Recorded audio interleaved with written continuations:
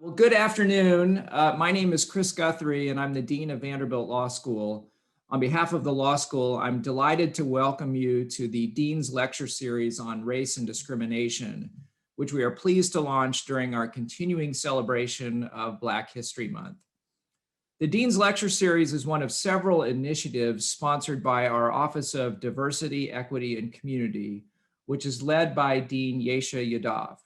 And I am thrilled to use this occasion to announce that donors who prefer to remain anonymous have committed to endow and name her position in honor of our former faculty colleague, Bob Belton.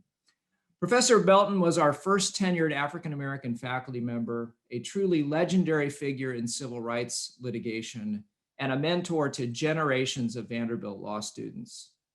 The endowment and naming of this position will honor Professor Belton in perpetuity while providing ongoing support for our efforts to make Vanderbilt Law School an inclusive and welcoming community for all.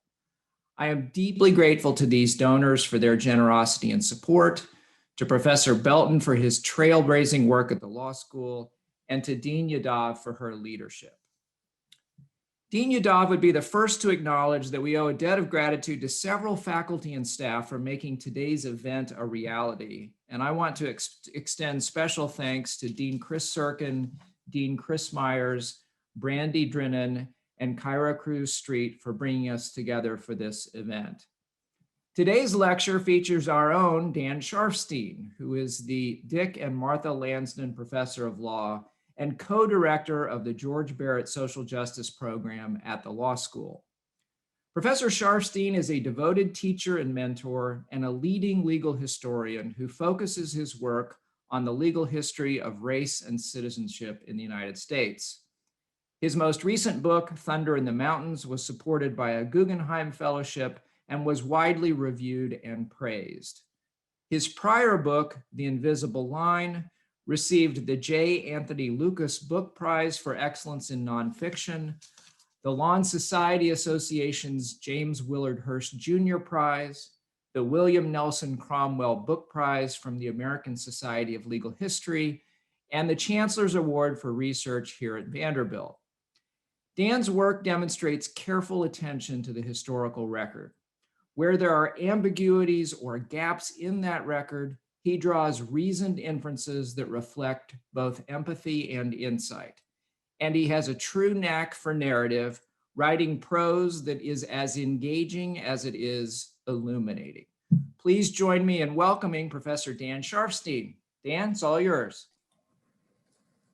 Thank you, Dean Guthrie, and thank you, Dean Yadav, for inviting me to speak today. And my thanks go to Kyra Cruz Street for all the work that she's put into making this event happen. And also to our IT staff who have made our collective endeavor possible for the last year.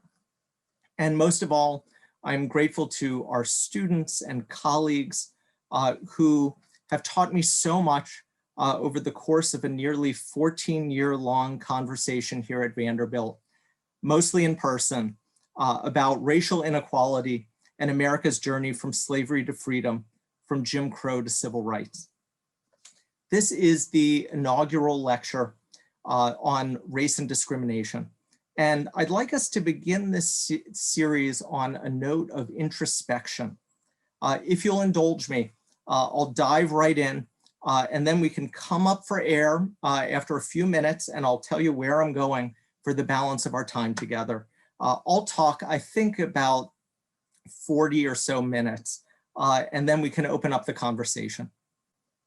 So let's start together at the Peabody Hotel in Memphis. That's where on November 10th, 1955, the Southern Historical Association began its 21st annual meeting, just 2 months after the lynching of Emmett Till, some 5 months after the Supreme Court's Brown II decision, and 3 weeks before Rosa Parks' arrest. 500 scholars filled a ballroom for a dinner time session called the Segregation Decisions. 2 of the 3 panelists needed little introduction. There was William Faulkner, the South's Nobel laureate, and Dr. Benjamin Mays, president of Morehouse College. The audience strained to hear Faulkner muse that to live anywhere in the world of AD 1955 and be against equality because of race or color is like living in Alaska and being against snow. The audience listened raptly as Dr. Mays remarked on how segregation damages the soul of both the segregator and the segregated. But before Mays and Faulkner could speak, the Southern historians had to sit through the longest remarks of the evening. The third panelist, Cecil Sims, was a Nashville attorney not well known to the general public. He was a last-minute addition to the program, and he presented what he called a lawyer's view of Brown versus Board of Education. In the courtroom, Sims was known as a fighter, someone who, according to his son and law partner, refused to be beaten and seldom was. But at the Southern, Sims spoke in a gentle, deliberate style that attendees charitably described as steeped in legal methods and traditions. One historian would remember, he outlined pretty well his idea of how desegregation would take place in the public school system. I think that went over the heads of maybe a good many people in the audience. Now, what they missed was one of the most important messages of the evening, a set of ideas that in the decades since have remained remarkably resilient. While much of the white South was in the throes of massive resistance to Brown, the impression the panel left was that there existed, in the association president's words, a liberal South that is earnestly pledged to moderation and reason. For his part, Sims stated outright that he thoroughly disapproved of delay or subterfuge or any other manifestation of massive resistance, which he described as an illegitimate rejection of the Supreme Court. The court was, he said, acting well within its powers when it overruled Plessy. In Sims's words, a new and different interpretation of a constitutional provision to meet a crisis in a democracy is nothing new in the field of constitutional law. Sims urged Southern politicians and school boards to, quote, examine the scope of the decision, to accept it, and to provide a rational plan that will come within the mandate of the court, and if possible, one that will not destroy the public school systems. Now, for whom did Cecil Sims speak? He didn't belong to the group that the Southern Historical Association's president termed known segregationists. That title went to people such as Vanderbilt English professor Donald Davidson, whose refusal to participate in an integrated panel prompted the association to invite Sims. Davidson, the last Southern agrarian in Vanderbilt's English department, had responded to what he called, quote, the nauseating, terrifying desegregation issue and the arrogant threats of Negro attorneys of the NAACP by founding Tennessee's chapter of the Federation for Constitutional Government, a resistance group that proclaimed Brown to be illegitimate judicial tyranny and refused to acknowledge the legitimacy of the 14th Amendment. Davidson might as well have been referring to Sims when he decried how Brown, quote, has made our attorneys and judges too often into pragmatists as timid and as sloppy as the political scientists. At the same time, Sims' message in Memphis contained a fairly straightforward commitment to continued segregation in the schools. Sims disapproved of massive resistance, but also thought it was unnecessary. As he read the Brown decisions, the court, quote, went no further than to condemn the compulsory separation of the races solely because of color. The court stopped well short of ordering mandatory integration, and he said there's a vast difference between mandatory integration and admission on a non-discriminatory basis. Ultimately, he concluded that Brown ordered the gradual elimination of this element of compulsion by the adoption in good faith of a plan which would permit but not require Negro children to attend the same schools as white children within proper geographical districts. Sims predicted that few African Americans would choose to attend integrated schools. Southern states could accept Brown, and the likely result, Sims thought, was that the fabric of segregated Southern life would change very little. So, who was Cecil Sims? He was not a politician. He had served one term in the state Senate back in 1925, just long enough to cast a vote against the anti-evolution bill that would be tested in the Scopes monkey trial. Rather, Cecil Sims was Nashville's most accomplished litigator and power broker. He's what we could call an independent insider. As the founder of Bass, Berry, and Sims, which was described by George Barrett as, quote, sort of the crusty law firm in Nashville, Sims represented Western Union, Ford Motor Company, many of the city's biggest businesses. 6 days after he spoke at the Southern Historical Association, he argued a case in the United States Supreme Court on behalf of an automotive battery factory that refused to pay employees for the time that they spent in the showers after handling toxic chemicals. Sims was a trustee and was the university attorney for Vanderbilt, from which he graduated first in the law school class of 1914. In the 50s, he taught a course here entitled The Practice of Law, and 85% of third-year law students attended his Saturday morning lectures on the responsibilities of the modern legal profession. Sims also sat on the board of Meharry Medical College, the private, historically Black institution in Nashville that trained half of the nation's African-American doctors during the Jim Crow era. In 1955, Sims had another year left to serve on the Davidson County Board of Education, and he would soon spearhead a successful movement to merge Nashville and Davidson County government.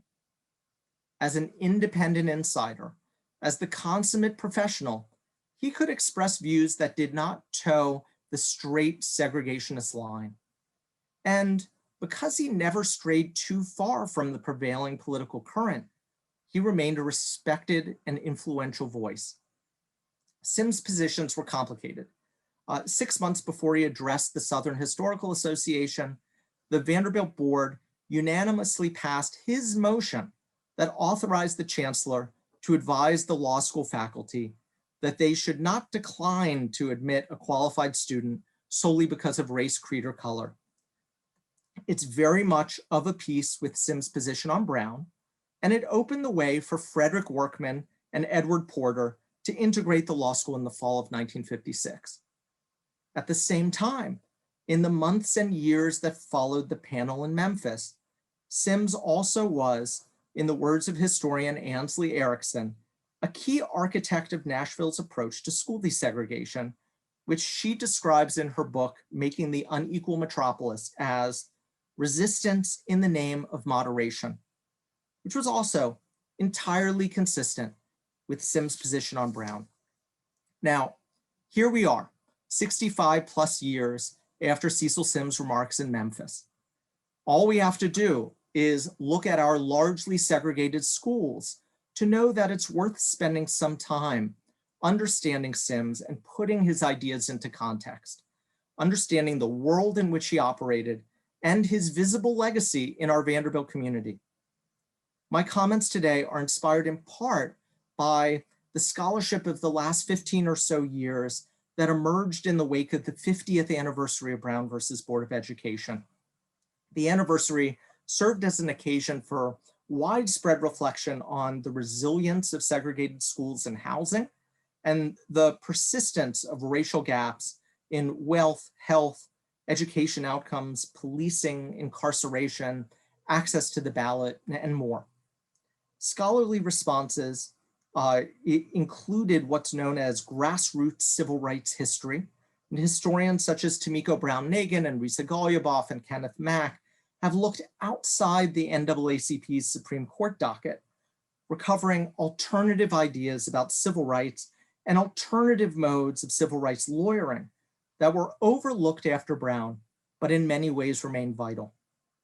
Other scholars have examined the variety and complexity of segregationist responses. These accounts of what Ariella Gross has called opponents of integration at the grassroots explore how massive resistors and segregationist moderates adjusted their message over the course of the decade following Brown. They abstracted out the overt racism of their views until they articulated a neutral set of ideas that connected with conservatives outside the South. This narrative of evolution and abstraction tracks the history of civil rights litigation. The NAACP's positions evolved over time, and it makes sense that the other side's arguments did too. Just operating within a courtroom necessarily required a degree of rule of law committed moderation that set segregationist lawyers apart from, say, the mobs gathered outside integrating schools. It's what Christopher Schmidt has described as the chastening effect of litigation. Every grassroots story complicates what we already know, and our story today about Cecil Sims and his world is no exception. And as we burrow in, I'd like to suggest that we keep a few things in mind, and then at the end, I'll conclude with a couple more thoughts. First, resistance to civil rights was years in the making. In Cecil Sims' case, he had been working on and talking about issues related to integration since the 1940s. The NAACP's position in Brown developed over decades, and the White South's response to Brown had an equally long history. When Southern states and local governments and school districts faced desegregation cases prior to 1954, their responses developed as pragmatic and strategic arguments, not as red meat for massive resistors. And it was lawyers who retrofitted old arguments about segregation to a new era. So the reaction to civil rights has a long history, and it's a long history that arguably continues. Second, if Cecil Sims has been widely regarded as a moderate, we have to think about how a moderate position becomes a moderate position.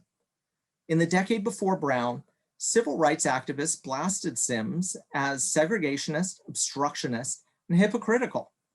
But the hysteria, lawlessness, and magical thinking of post-Brown massive resistance, much of it articulated in Nashville by distinguished Vanderbilt graduates, and more on them soon,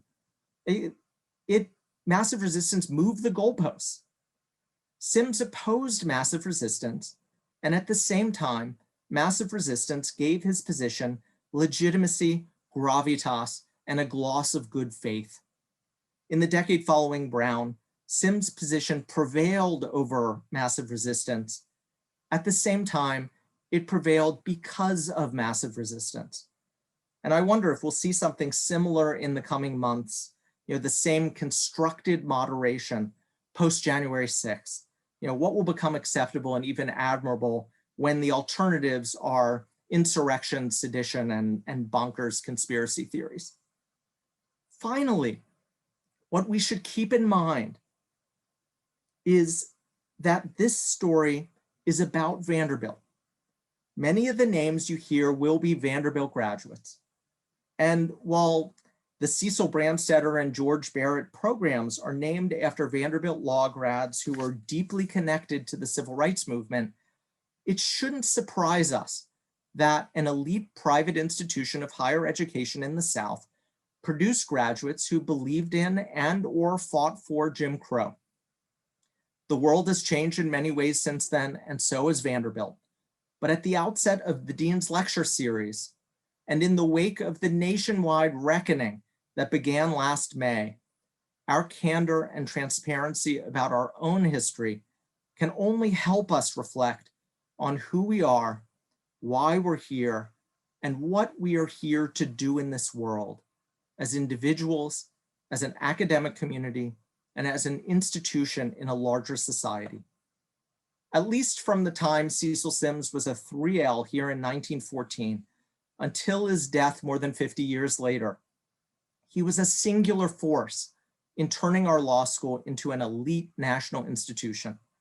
Among other things, he led the campaign to construct our building. So quite literally, we all live in the house that Cecil Sims built. It's my hope that as we think about the choices he made, we can grow more conscious and deliberate about the choices we make. So first, let's talk about segregation's long history. Cecil Sims' Memphis speech was not the first time he had publicly discussed Brown. Just as the 1954-55 school year was starting, he spoke in Atlanta at a conference of Southern school boards and superintendents. While many segregationists spoke of Brown as if it were a total surprise, like a sudden stock market collapse, across the South, the date of the decision, May 17, 1954, became known as Black Monday. Cecil Sims had a different perspective. While the opinion of the court came as a shock to the South and perhaps to the entire country, he said, it did not come without warning. Citing a progression of higher education decisions from the Gaines case in 1938 to Sweat versus Painter in 1950, Sims said that leaders in Southern education had long maintained that, quote, our continued failure to provide equal and adequate educational opportunities for the Negro in the South was building up storm clouds of resentment that might ultimately prove disastrous to our dual system of public education in the South.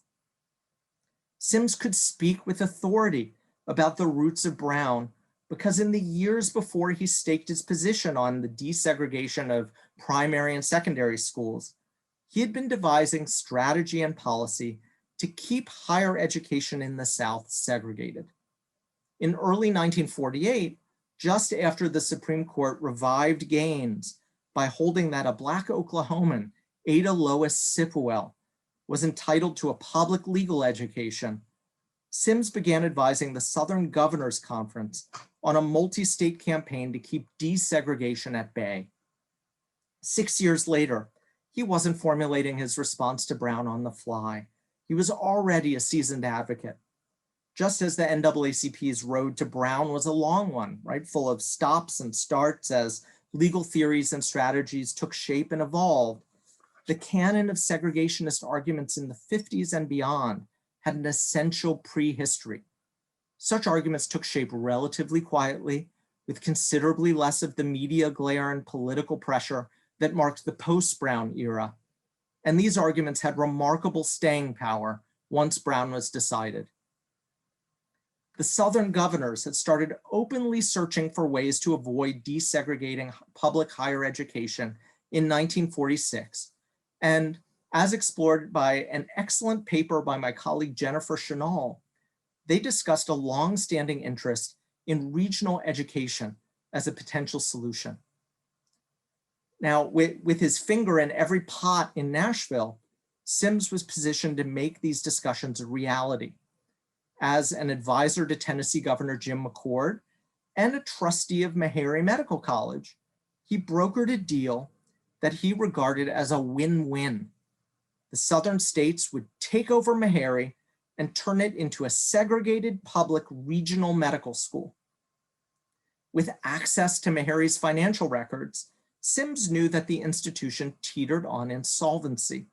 As he saw it, a public takeover would keep Meharry open, allow Southern states to expatriate Black medical applicants without running afoul of Gaines, and channel the money that the Supreme Court was requiring Southern states to spend on public higher education for Blacks into Nashville. McCord proposed the plan to his fellow governors at the end of 1947, and in February 1948, Sims convinced Meharry's board to approve the takeover. And at a meeting in Wakulla Springs, Florida, the Southern Governors Conference appointed him one of 3 members of a committee charged with drafting an interstate compact to create regional educational schools and institutions. According to one report, the committee did its work rapidly, partly because of Mr. Sims' extensive experience with interstate agreements. It only took him a day to draw up the document, and all 16 Southern governors signed on immediately. When the compact became operational, Sims became a member of the Southern Regional Education Board, as well as its advisor on constitutional law. For 2 years, Sims was one of the primary public proponents of the Interstate Compact and the Meharry Takeover Plan. He addressed at least one legislature, as well as meetings of educators, governors, and Rotarians. His drafting decisions and comments are telling. As the Dixiecrat Revolt of 1948 attempted without particular success to embed a rock-solid commitment to segregation within a broader appeal to states' rights, Sims staked a more pragmatic strategic position. While the compact mentioned in its preamble that Meharry Medical College has proposed that its lands, buildings, equipment, and the net income from its endowment be turned over to the Southern states, the agreement made no reference to race or segregation, and Sims never argued that innate racial differences compelled the segregation of higher education. Nor did he defend the constitutionality of segregated graduate schools. As he read the court's higher education decisions, there was no need to. Applying the same kind of narrow focus to Gaines, Sipawell, and the cases that followed, as he would later do to Brown, Sims would stress that the court had brushed aside or ignored the constantly pressed contention that mere separation itself was a per se violation of Negro rights guaranteed by the 14th Amendment.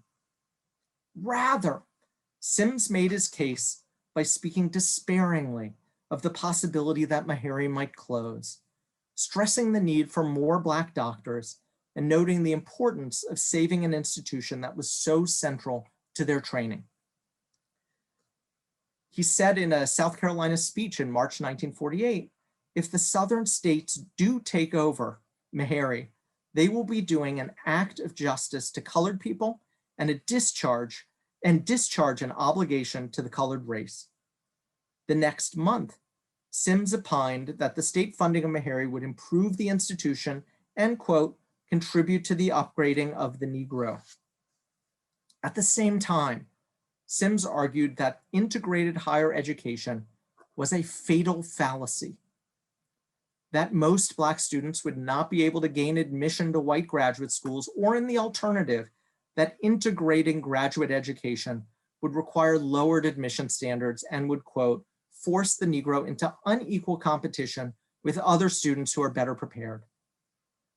He would say, the National Association for the Advancement of Colored People has taken the position that it's better to have one Negro studying medicine at Harvard than to have 450 studying medicine at segregated institutions like Meharry. Now, these are views that circulated among elite white Southerners, including, as Anders Walker has explored, future Supreme Court Justice Lewis Powell, and arguably lie at the roots of his ideas about diversity. As it was, it seems that Sims was deploying his arguments to address multiple audiences. He was attempting to build support from local Black educators. He was trying to diffuse and undermine Northern criticism and the NAACP's litigation strategy.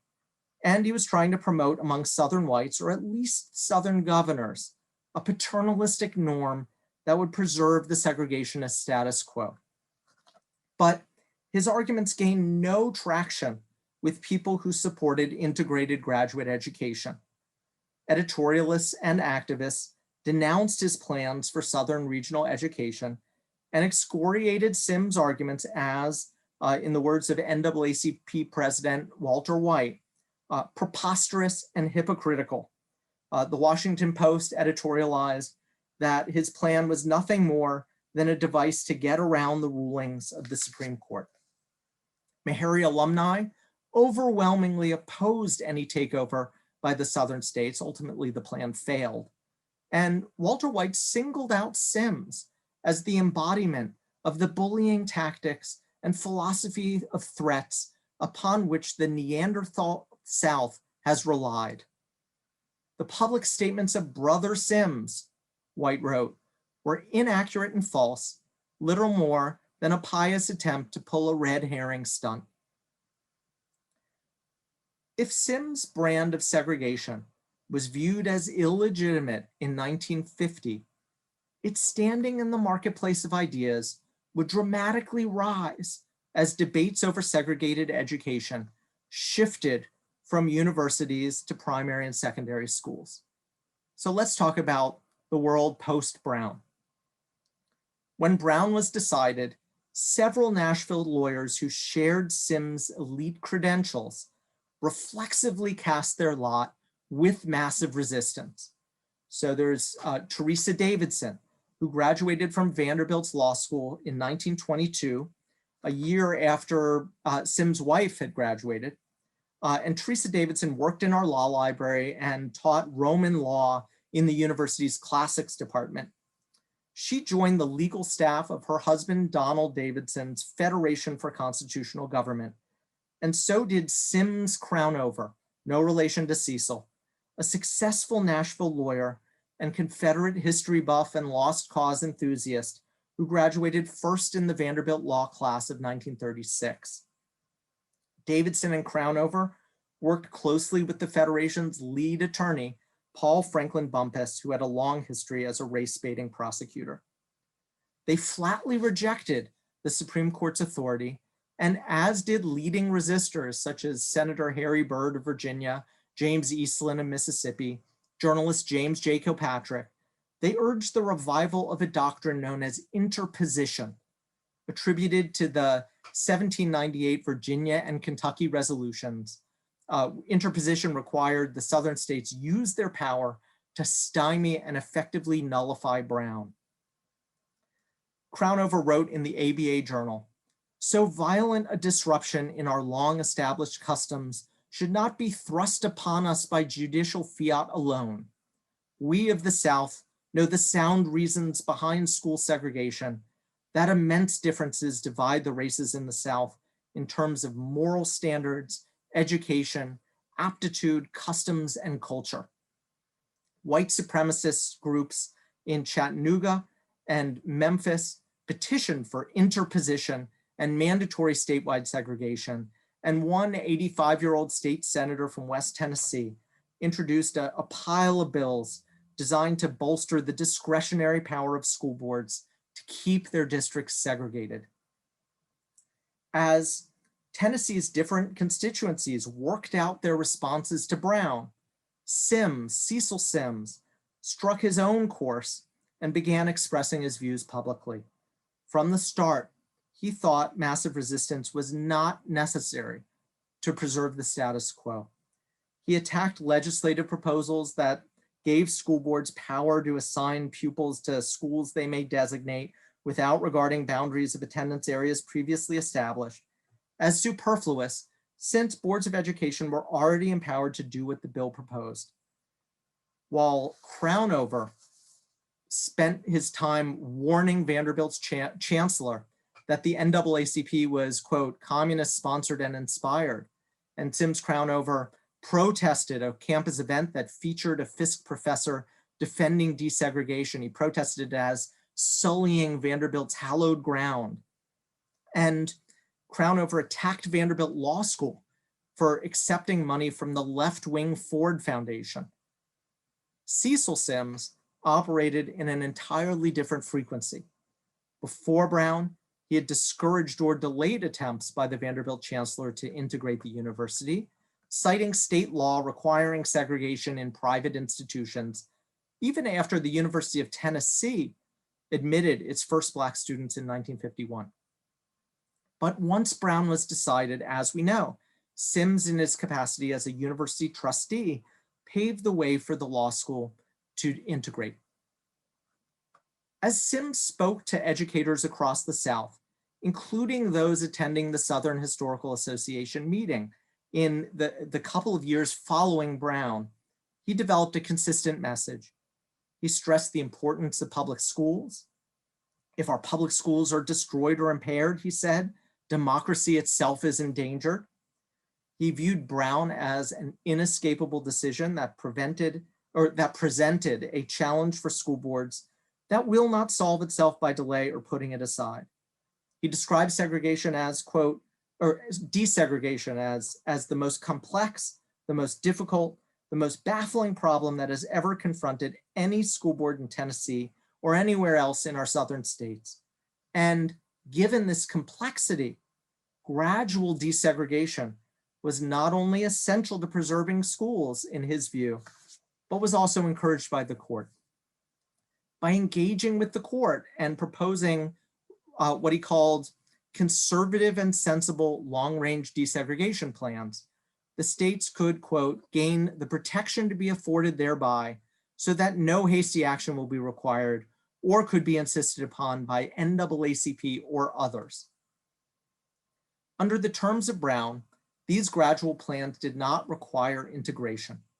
Rather, in Sims' view, schools had the opportunity to comply with the law and at the same time conform with the social customs that have long existed in the South.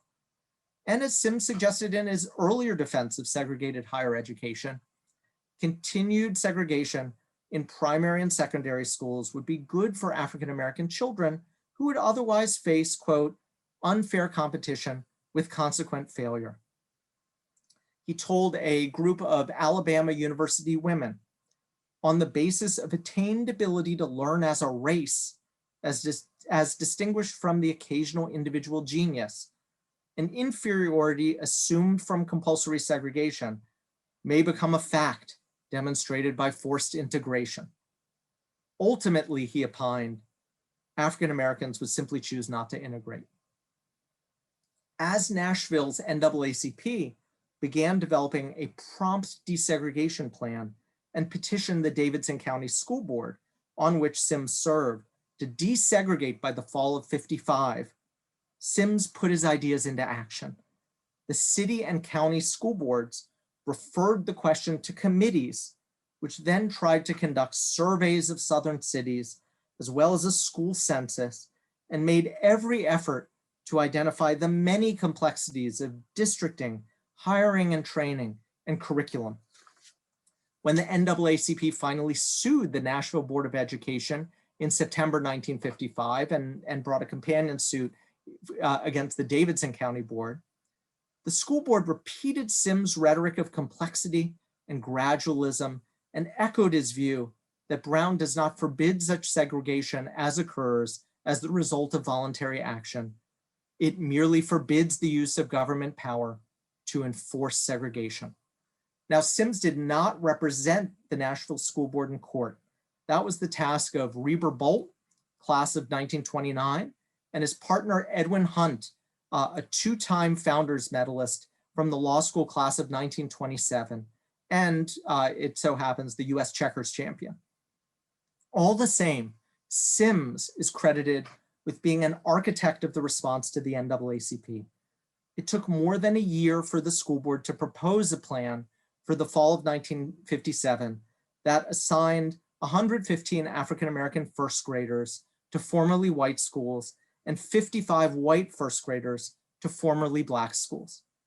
Because of a Sims divides plan called intelligent zoning, the school board drew new geographic school zones without reference to race, but reverse engineered them exactly along the lines of the old segregated zones. As a result, only 6 of the 36 elementary schools in the city had Black and white populations. Liberal transfer policies meant that only 19 Black children would be integrating white schools and no whites would be attending African-American schools. What eventually became known across the South as the Nashville Plan provided for the second grade to be integrated in 1958, followed by another grade each year until all grades were integrated in year 12. Even as the painfully slow Nashville Plan radicalized civil rights activists who would eventually lead the Nashville sit-in movement in 1960, and it radicalized the local lawyers who would represent them in court, Sims's plan and his basic approach to Brown also drew the wrath of hardline segregationists. In a 1957 speech to the Nashville Kiwanis Club, the executive vice president of the Southern States Industrial Council, a longstanding anti-labor group that took a lead role in resisting integration, he intoned that it's a terrible thing for people to say that because the Supreme Court of the United States says something is the law, that it must be obeyed and there's nothing we can do about it. This is a reversion to the philosophy of the divine right of kings. The Federation for Constitutional Government attempted to intervene in the NAACP's lawsuit and then guided the efforts of a parents' preference committee to pressure the school board to replace the Nashville plan with 3 separate types of schools: Black, white, and integrated. In charting his course, Sims repeatedly suggested the moral equivalence of what he called forced segregation and compulsory integration, of crusaders who would force immediate integration by law, irrespective of its impact and effect, and the reckless suggestions of those who would destroy our systems of public education merely to maintain a social caste based on an assumption of white supremacy. Sims was instantly moderate, despite the fact that his plan kept Nashville segregated. Okay, some words of conclusion. Even though massive resistors decried the Nashville plan, it marked the beginning of the ultimate triumph of Sims's vision. It showed white Nashville, the Nashville plan showed white Nashville that, in civil rights attorney George Barrett's words, the world wasn't going to collapse. And it quickly fostered pride among many Nashville whites in a commitment to law and order, as well as a widespread sense that race relations were on a better standing there than in other Southern cities. Yet very little had changed.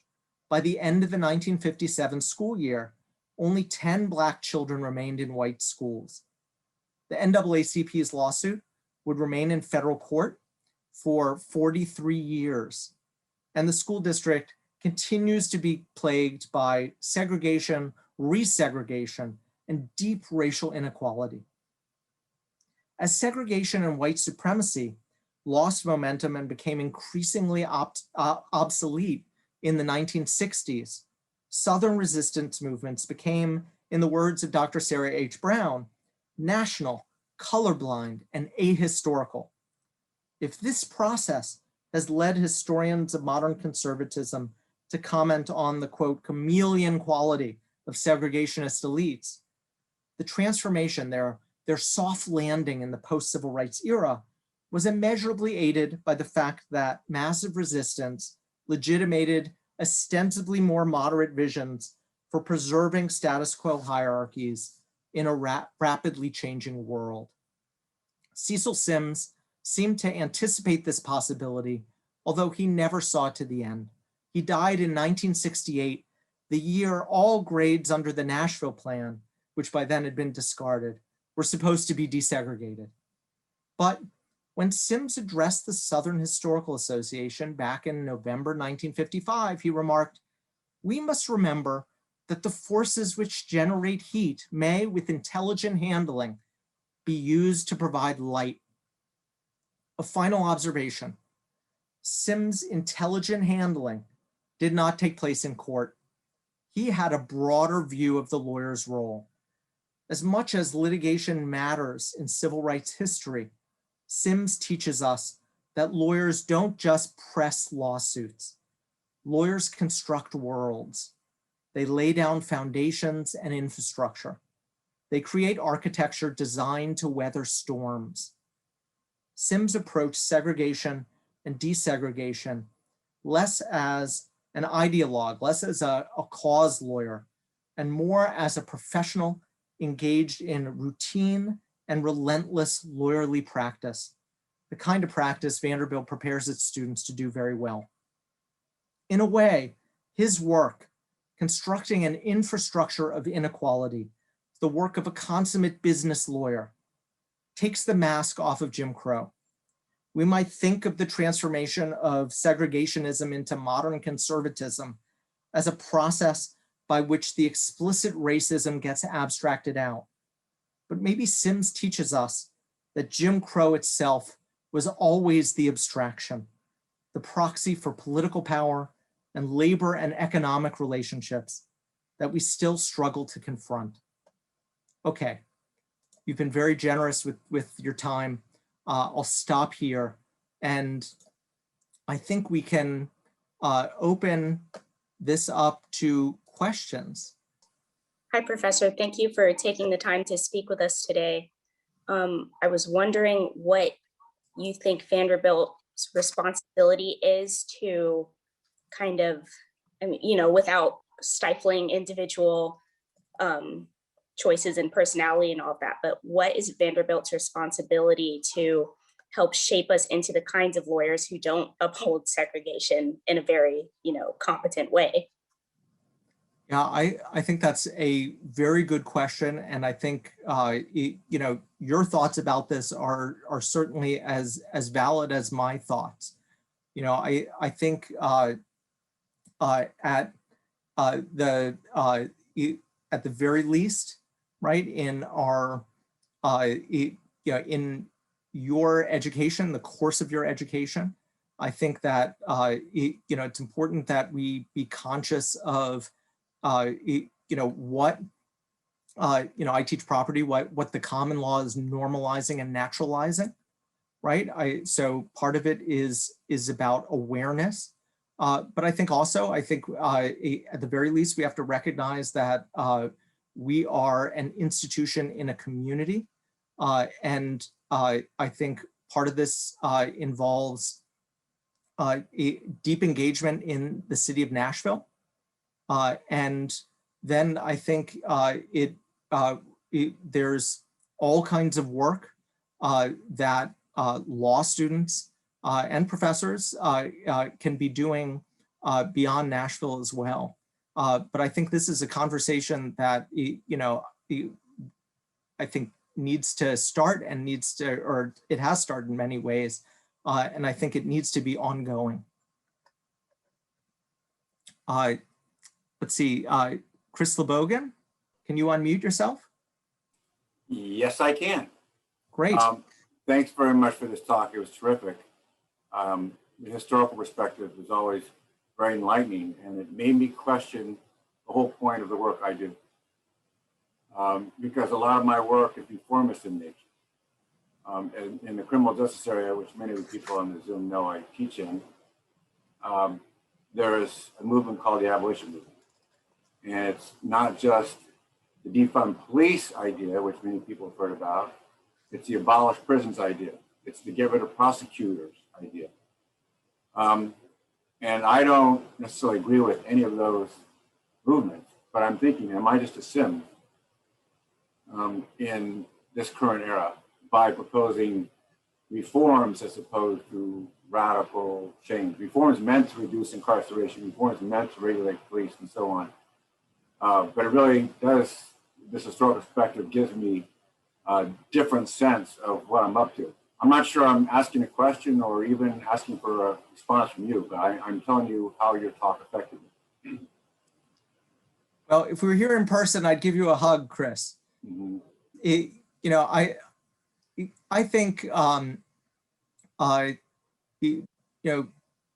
you know, and I think all of us know, right, that there are multiple ways to attack, you know, all kinds of different problems, and reformist proposals and more radical proposals can coexist in you know, an ecosystem of reform, and you know, they can make each other possible.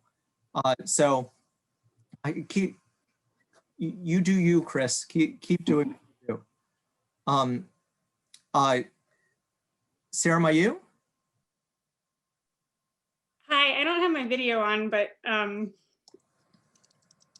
I also, well, I was going to defer if there are any student questions, but I will jump in since I'm on the microphone.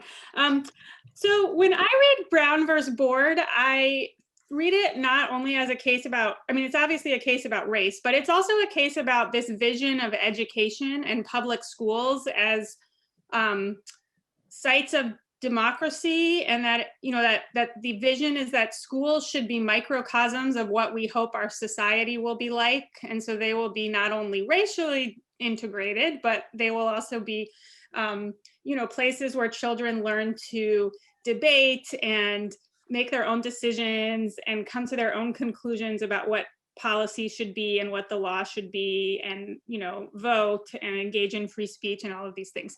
Anyway, I was curious if in Nashville there was, you know, what was kind of going on with private schools and Vanderbilt being a private institution as well. And I think about this because in some ways I think that piece of Brown really has gotten totally lost, I think, in the current landscape of education, which is much more about kind of, I don't know, preparing individuals for the workforce or individual choice, or kind of there's a free market where the schools compete. And I have a lot of thoughts about that, but I was curious if Cecil Sims or the Nashville lawyers had any thoughts about that piece of Brown. Great question.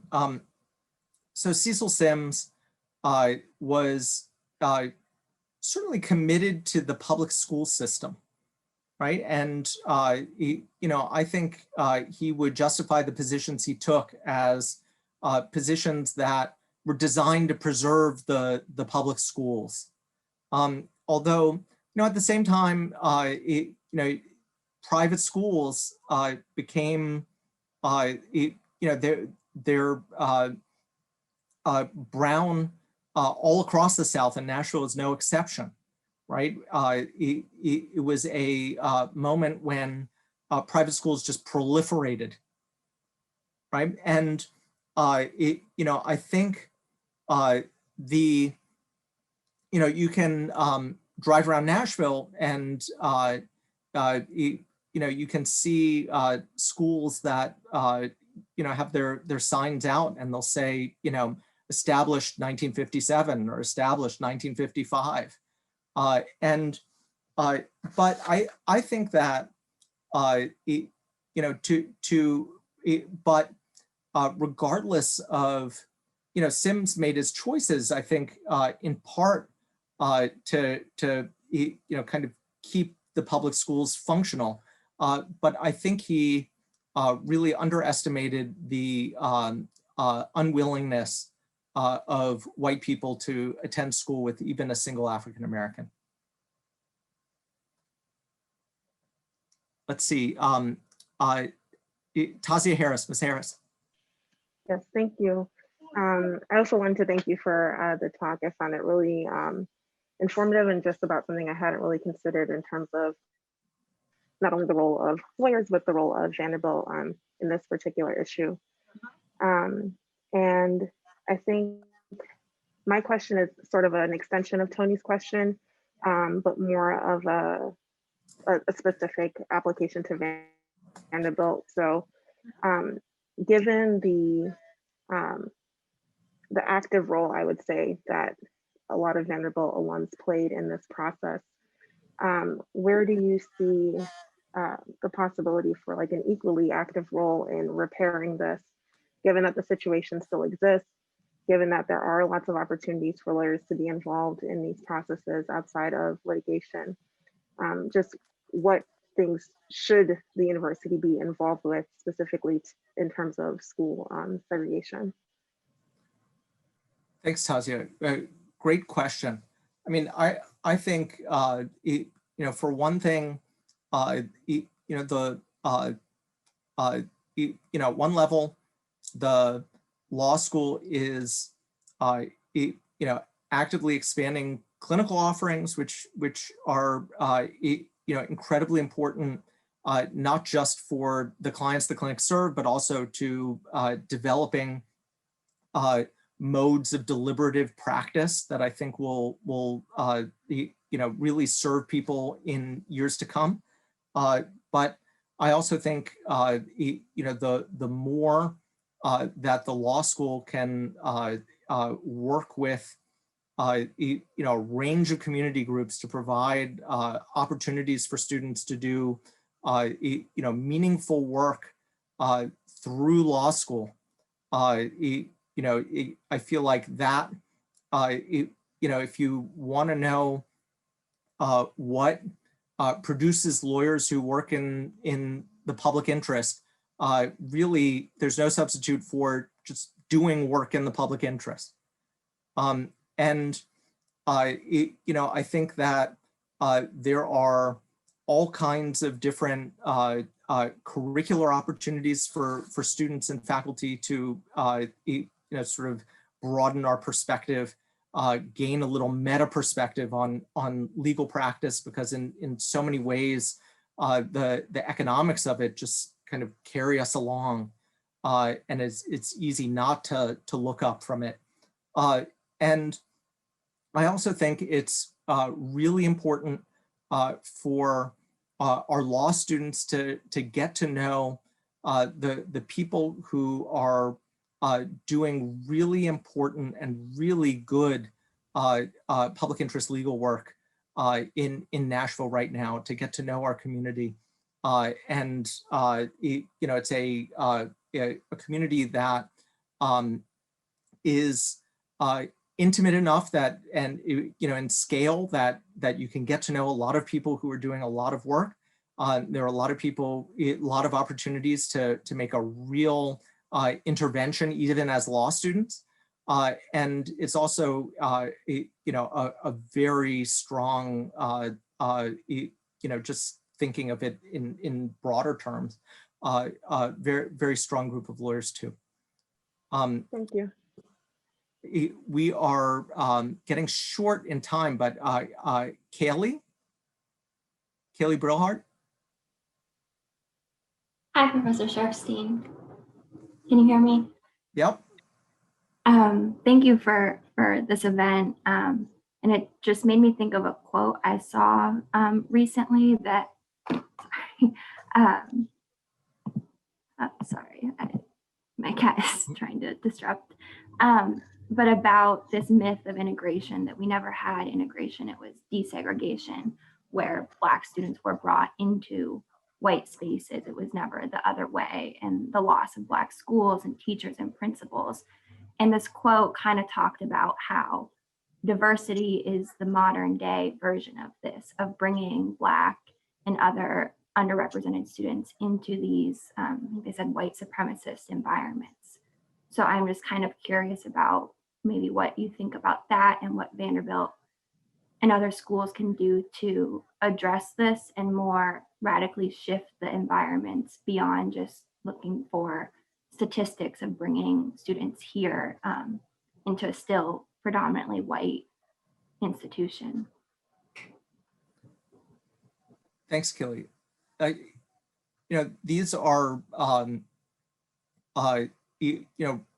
really important and hard questions.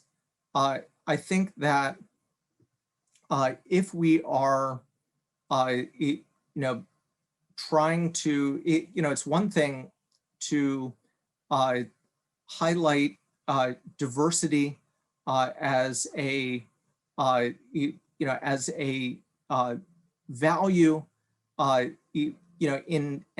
in a lot of ways, post-Bakke diversity is kind of the value, right? And I think it's an important value in many, many ways.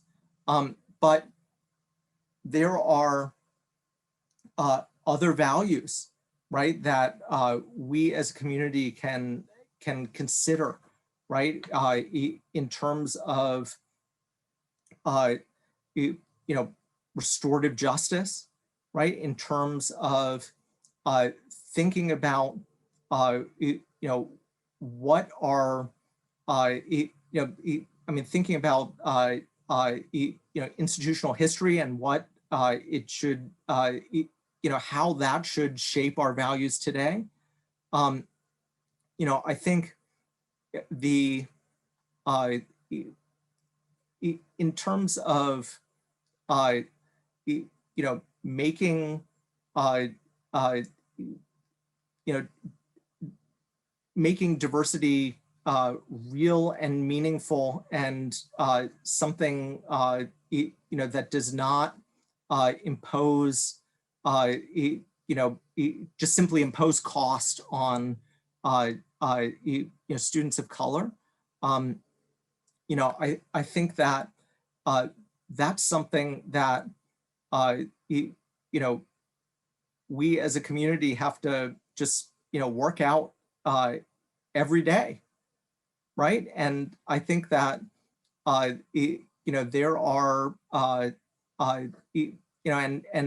we work them out through through conversations like this, and we work it out by really listening to each other, and I think that students, you're here for a very short time. Really, it's like 2.5 years, but students are an incredibly important part of driving this forward. Again, I just want to thank you all for taking the time to join together for this talk, and I look forward to the next lecture.